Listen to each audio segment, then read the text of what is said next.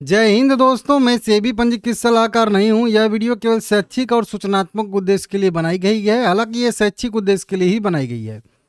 जैसा कि आप लोगों को मैं कई बार बता चुका हूं, 16 अप्रैल को कंपनी ने बायबैक के लिए अनाउंसमेंट किया है। आज हम लोग ये बात पे विचार करेंगे ना कि हमको क्या करना चाहिए। बहुत सारे लोगों के पास पहले से ही शेयर हैं, तो वो क्या करेंगे। बहुत सारे लोग जो है नया भी एंटर करना चाहते हैं, उनको भी बायबैक में पार्टिसिपेट करना है। वो भी देखना चाहते हैं कि बायबैक कैसे होता है, क्या उनको बेनिफिट होता है, क्या नुकसान होता है। इस पे कई सारी वीडियो में बनाया हूँ, लेकिन आज बात करेंगे करना क्या है, करें क्या, मतलब क्या डिसीजन हमको लेना चाहिए। और एक्सेप्टेंस रेशियो वाला ये सब मैं आप लोगों को थियरी समझाया ही था कि कैसे होता है, प्राइस साइज क्या होता है, कैसे होता है, वो आगे बताऊंगा, समझाऊंगा। देखिए, सीधा सीधा बात है कि अगर आपके पास पहले से विप्रो के शेयर हैं तो आपको क्या करना है, और वो भी ऊंचे प्राइस पे है, नीचे प्राइस पे है, इक्वल प्राइस पे है, तो फिर क्या करना है। तो ये भी 3 क्वेश्चन हो जाएगा ना। अब कोई बंदा मान लेते हैं 300 रुपये उसका एवरेज प्राइस है, किसी का 200 रुपये एवरेज प्राइस है, किसी का 250 रुपया एवरेज प्राइस है, किसी का हो सकता है उससे भी नीचे का प्राइस जो बहुत पहले खरीद के रखा होगा। तो क्या करना है उस कंडीशन में। हो सकता है किसी का 150 के आसपास का भी प्राइस हो एवरेज, अगर वो पहले बोनस के पहले खरीदा होगा, बोनस एडजस्ट हुआ होगा। तो ये कंडीशन में हमको क्या करना है, और नया अगर एंट्री कौन से पॉइंट पे बढ़िया रहेगी, क्या करना चाहिए, तो वो मैं आपको समझा देता हूँ, ठीक है ना। बाकी जब भी घोषित होगा उसके बाद फिर से मैं कैलकुलेशन समझा दूंगा आप लोगों को कि acceptance ratio, entitlement ratio, 3-4 video बनाया हूँ इसी चैनल पे, आप लोग प्लीज करके जाके देख लीजिएगा, ठीक है ना। अब देखिए, मान लेते हैं कि मेरे पास पहले से ही शेयर है। कई सारे लोग कमेंट भी कर रहे हैं कि मेरे पास तो 250 रुपये वाला शेयर ही है, और अगर 250 रुपये पे कंपनी बायबैक भी करेगी तो हमको तो कुछ बेनिफिट हुआ नहीं, हमको तो 250 का 250 ही मिला। तो ऐसा नहीं है। सबसे पहले वही वाली सिचुएशन समझाता हूँ। अगर 250 पे आपने खरीदा है और शेयर अभी 200 पे ट्रेड कर रहा है, तो मान के चलिए कि आपको 20-25% का लॉस हो रहा है ना। आप पोर्टफोलियो में अपने देखिए। लेकिन जब उसमें से कुछ क्वांटिटी कंपनी 250 रुपये में खरीद लेगी ना, तो फिर आपको हर एक शेयर पे जो डिफरेंस रहेगा वो तो उतना मिल ही जाएगा। अब आप चाहेंगे तो उतने ही इक्विटी शेयर, मान लेते हैं कि अगर आपके पास 10 इक्विटी शेयर है, उसमें से 4 इक्विटी शेयर आपका जो है बायबैक में गया, तो हर शेयर पे आपको 50 रुपया मिला। मिला कि नहीं मिला। अब आपको जो पैसा मिला 4 शेयर का 25 के हिसाब से मान लेते हैं कि 1,000 रुपया मिला। 1,000 रुपया मिला ना। अब आपको 4 शेयर का 50 रुपया, मतलब 200 रुपया का आपको बेनिफिट हुआ। अब आपको समझ में नहीं आ रहा है कि बेनिफिट मुझे हुआ कि नहीं। तो आप क्या करेंगे ना कि अगर आप चाहें तो फिर से 4 इक्विटी शेयर जो है 200 के रेट से खरीद लेंगे। तो अभी आपके पास 4 बायबैक में चला गया, तो 6 ही थे, 4 तो बायबैक में चला गया था, तो आप फिर से 4 इक्विटी शेयर खरीद लेंगे। 10 शेयर आपके पास फिर से हो गया विप्रो का, और फिर आपके पास जो है 200 रुपया बच जाएगा, क्योंकि जो आपको 1,000 रुपया मिलेगा बायबैक का, उसमें से 800 रुपये में ही 4 शेयर आपका हो जाएगा, क्योंकि प्राइस 200 रुपया है, समझ रहे हो। तो आपको 200 रुपया का बेनिफिट हो गया। तो ये होगा आपको फायदा। जो लोग कह रहे हैं ना कि मेरा प्राइस तो ऊपर ही है, ये आपको होगा, मतलब वो जो बायबैक का डिफरेंस है वो सबको होगा, ठीक है। ये थी। इस पे एक मेरी थ्योरी और काम करती है। मैं एक और चीज़ करता हूँ, विप्रो मेरे पोर्टफोलियो में भी है शेयर, और ठीक ठाक है, पोजीशन में है। तो अगर मान लेते हैं कि मेरे पोर्टफोलियो में इसके 100 शेयर हैं, ठीक है ना। 100 शेयर मान लेते हैं कि मेरे इसके पास हैं, हालांकि हैं ज़्यादा। 100 शेयर अगर मेरे पास हैं, तो और कंपनी ने बायबैक अनाउंस कर दिया, और वो भी विप्रो जैसा शेयर, इन्फोसिस जैसा शेयर, टीसीएस जैसा शेयर, तो मैं क्या करता हूँ कि 100 शेयर उसका मैं और खरीद लेता हूँ।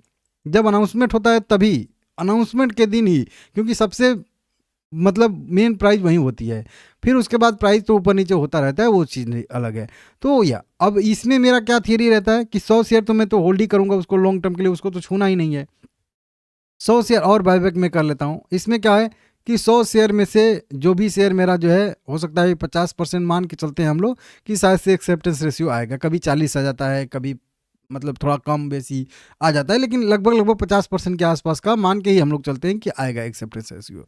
तो 100 शेयर मेरे पास पहले से थे, 100 शेयर बाद में हमने खरीदा है। अब 200 शेयर हमारे पास हो गए। 200 शेयर में से 100 शेयर हमारे जो है बायबैक में चले जाएंगे। 200 रुपये पे मैंने खरीदा है, 250 रुपये पे जाएंगे, सीधा सीधा 100 शेयर पे 50 पॉइंट का हमको जो है बेनिफिट हो जाएगा। क्लियर इसमें होता है। तो मेरा यही स्ट्रेटजी रहता है कि अगर कोई बढ़िया कंपनी, दिग्गज कंपनी है, और वो मेरे पोर्टफोलियो की कंपनी है लॉन्ग टर्म के लिए, उसको छूना नहीं है मुझे कि नहीं 2 साल, 4 साल, 5 साल, 6 साल, तो फिर मैं उसके डबल कर लेता हूँ शेयर, सीधा सीधा वो जितना है उतना और ऐड कर लेता हूँ, और फिर बायबैक में डबल हो जाता है तो जितना मैं ऐड किया हूँ उतना तो जाएगा ही जाएगा, लगभग आधा तो चली जाता है, कभी कभी कम जाता है। तो ये मेरी स्ट्रेटजी होती है। अगर नए लोग हैं तो नए लोगों को क्या इसमें करना चाहिए, तो नए लोगों को थोड़ा सा उल्टा स्ट्रेटजी अपनानी चाहिए आपको, क्योंकि प्राइस ऊपर नीचे कुछ भी करता है। अब उसके लिए क्या करना है कि अगर मान लेते हैं कि आपको 100 शेयर खरीदना है बाईबैक में देने के लिए, तो मैं बोलूँगा कि आप 50 शेयर खरीदिए। अब बोलोगे 50 शेयर क्यों, क्योंकि प्राइस ऊपर नीचे करता है। अब 50 शेयर आप खरीदोगे तो जैसा कि कल मैं आप लोगों को बता रहा था ना कि 250 मान लेते हैं ऊपर अपर बैंड हो गया बायबैक का प्राइस, और 200, तो ये बहुत ज़्यादा 250 के नज़दीक नहीं जाता है, बहुत रेयर केस में जाता है भाई, वो छोड़ दीजिए, एक दो केस, ठीक है ना। कभी कभी तो ऐसा होता है कि कंपनियों को अपना बायबैक प्राइस भी रिवाइज करना पड़ता है। अब वो कैसे होता है, ऐसे जैसे मान लेते हैं कि किसी कंपनी ने बायबैक अनाउंस किया 250 रुपये पे, उसका शेयर चल रहा है 200 रुपये पे, और प्राइस में ऐसा कोई मतलब न्यूज आई मार्केट में, प्राइस में बहुत ज़्यादा मोमेंटम आ गया और प्राइस जो है जाके 260 रुपये पे ट्रेड कर रहा है। मतलब जो बायबैक का अनाउंसमेंट कंपनी ने किया है प्राइस, उससे भी ऊपर कभी कभी जो है प्राइस चला जाता है। और ऐसा हुआ था बीएससी के केस में हुआ था। बीएससी नाम का शेयर आप लोगों को पता ही होगा, बीएससी जो एक्सचेंज है, इसका आया था एक बार बायबैक, मैं उसको कवर कर रहा था, और 2-3 बार रिवाइज किया गया उनका प्राइस बैंड। एक बार अनाउंस किया गया प्राइस, उसको भी पार कर गया प्राइस, करेंट प्राइस, तो फिर नीचे आ गया। अब मार्केट में 260 रुपये पे शेयर ट्रेड करा है, तो 250 रुपये में कौन बायबैक में देगा, कोई नहीं देगा, कोई देगा ही नहीं। तो उसके वजह से प्राइस फिर से रिवाइज किया कंपनी ने, और उस समय बीएससी मोमेंटम में था, फिर उसको भी बीट कर दिया, तो एक दो बार चेंज करना पड़ा था। तो ये भी होता है, लेकिन वो रेयर केस में होता है, बहुत पॉजिटिव अगर न्यूज आ गई मतलब तब होता है, नहीं तो बायबैक के प्राइस के पास जाने की कोशिश नहीं करता है प्राइस, क्योंकि वही जो कल मैं, आप वीडियो देख लीजिएगा, पिन कर दूंगा, उसमें समझाया था कि क्यों नहीं जाता है, क्योंकि प्रीमियम कम हो जाता है, लोगों का इंटरेस्ट कम हो जाता है, ठीक है ना। अब बाद में रिवाइज होगा नहीं होगा ये तो अलग की बात रहती है ना। तो अब तो लोग मान के नहीं खरीदेंगे कि नहीं, शेयर जो है 225 रुपये पे चला गया है तो चलिए खरीद लेते हैं भाई, 25 रुपये का डिफरेंस है, बढ़ा के जो है इसको 275 रुपया कंपनी कर देगी, जरूरी थोड़े है, हो सकता है वहीं पे रखे, रिवाइज ही ना करे, तो फिर 25 पे करेंगे और फिर आपका 4-5 शेयर जाए और प्राइस गिर के फिर 200 रुपये पे आ जाए, तो फिर ये आपको दिक्कत हो जाएगा ना, ये चीज़ होता है। तो बहुत ज़्यादा नज़दीक नहीं जाता।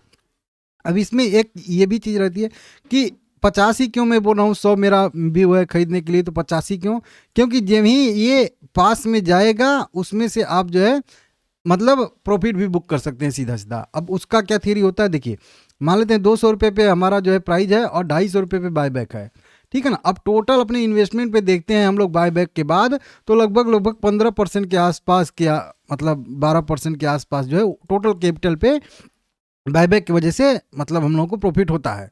अगर मान लेते हैं कि 100 क्वांटिटी आप टोटल खरीद लेते हैं और प्राइस गिर जाता है, तो फिर आपको दिक्कत हो जाएगा। 50 क्वांटिटी आधा खरीदने से दोनों हाथ में आपके लड्डू रहेगा। अगर प्राइस यहाँ से बढ़ के जो है 10-15% बढ़ गया, जो अभी मैं बता भी रहा था, मान लेते हैं कि 220 रुपया चला गया, तो 10% का आपको मिल गया वैसे ही सीधा सीधा, तो फिर उतना ही बुक कर लेंगे, सीधा सीधा ही बुक कर लेंगे, तो फिर बायबैक में जाने की ज़रूरत भी नहीं पड़ी और आपको जो है 10% मिल भी गया ऐसे भी। नहीं तो 50 शेयर अगर आप खरीदे हैं तो उसमें से बढ़ा जाएगा तो 25% जाएगा या 20 शेयर जाएगा, तो फिर उतना नहीं है, तो आपको सीधा सीधा उसको बुक ही कर लेना है, ठीक है ना। और फिर अगर बाई चांस प्राइस गिर गया तो फिर से ऐड कर लेना है, तो ये करेंगे तो और बेहतर रहेगा, ठीक है ना। और वहीं पे अगर प्राइस बढ़ा नहीं और घट ही गया, तो आपने 50 खरीदा है, 50 और ऐड कर लेंगे तो 100 हो जाएगा, और फिर आपका प्रीमियम भी अच्छा हो जाएगा, क्योंकि कुछ आप जो है 200 पे खरीदेंगे, कुछ हो सकता है कि 190 पे खरीदेंगे, तो 10 पॉइंट का और जो है आपको बेनिफिट हो जाएगा, ठीक है ना। तो इस तरीके से होता है, आप लोग देख लीजिएगा अपने हिसाब से। मेरा एक ही व्यू है कि आपका इन्वेस्टमेंट लॉन्ग टर्म का है, तो जितने क्वांटिटी आपके पास हैं उतना आपको जो है और डबल कर लेना चाहिए, मेरे हिसाब से मैंने किया है, कह लीजिए इस तरीके से। और अगर आपका जितना व्यू है खरीदने का नया, मतलब बायबैक के लिए, केवल बायबैक के लिए पर्सनल आपका इन्वेस्टमेंट का नजरिया है, तो आप जितना मर्जी उतना खरीदिए, कोई दिक्कत नहीं है, ठीक है ना। क्योंकि बायबैक के बाद गिरावट भी आती है एक प्रॉफिट बुकिंग वाली, ठीक है ना, तो उसके लिए मैं ये सब स्ट्रेटजी बताता हूँ, तो उसको देख लीजिएगा। तो उसका कम से कम आपको 50% शेयर खरीद के रखना है अभी फिलहाल में, क्योंकि अभी बहुत लंबा टाइम है, अभी आज ही बायबैक नहीं हो रहा है, समझ रहे हो, अभी बहुत समय लगेगा रिकॉर्ड डेट आने में, तो वो उस दिन तक टाइम रहता है हम लोगों को बाय करने के लिए शेयर, ठीक है ना। तो इस तरीके से बोल रहा हूँ, तो आप लोग अपने हिसाब से देख लीजिएगा। बाकी ठीक है, आपका क्या अनुमान है किस प्राइस पे आएगा, कमेंट करके बताइएगा।